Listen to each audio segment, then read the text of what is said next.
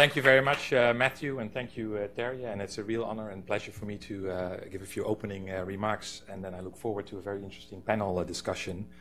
So we're all here, so you don't need me to say how important the private sector is as the main engine for economic growth and economic development. Whether it's big multinational corporations, small or medium-sized enterprises. The private sector is increasingly not only about making a profit. Try to find one SDG, one global goal, where the private sector does not have an impact. Just one. From goal 1 to goal 17, I think the role and conduct of the businesses is crucial for achieving the SDGs. When it comes to the relationship between governments and the private sector, I think I would like to distinguish 3 situations. One is standard, the second is innovation, and the third is, let's call it, challenge. The standard situation is, I think, where the government leads the way through sound regulation and legislation to promote sustainable development, and the private sector simply complies more or less faithfully. So the government ensures a stable and conducive business environment, sensible macroeconomic policies, and environmental policies. And then the businesses do what they are supposed to do, namely making a profit, but at the same time respecting and implementing the decent working standards, gender equality, and the environmental standards. I think this situation is more or less common in many countries. There's nothing wrong with it. That's why I call it default. If you have a government that is committed to progressive policies to achieve the sustainable development goals. I come from a private sector family myself.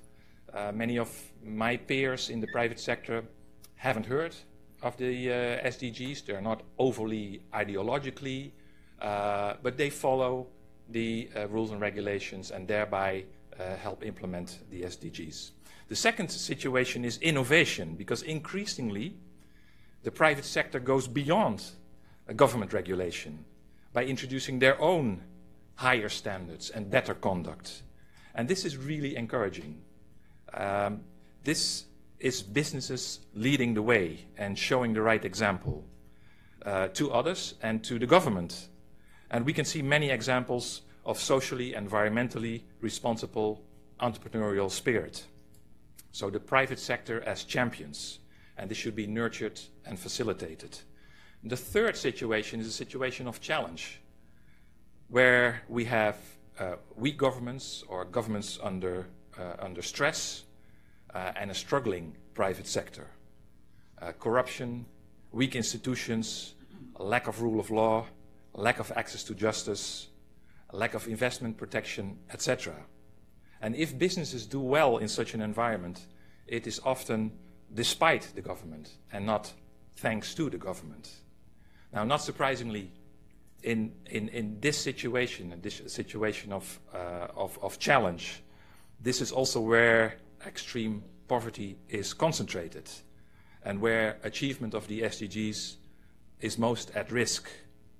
So the Global Peace Index, for example, estimates that the economic cost of violent conflict is a whopping 12.6% of the world's GNP.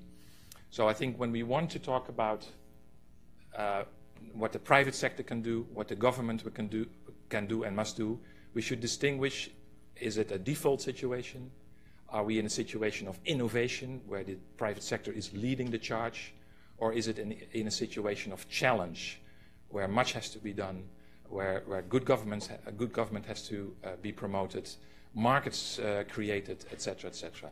There are a lot of ways to do that through innovative financing. If you look at what IFC is doing, I am also the IDA deputy, World Bank deputy. We created a 75 billion package for IDA 18 with a 2.5 billion private sector window that does, for example, risk-taking when companies want to venture into risky markets, often in the societies under stress.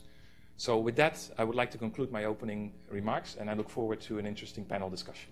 Thank you very much.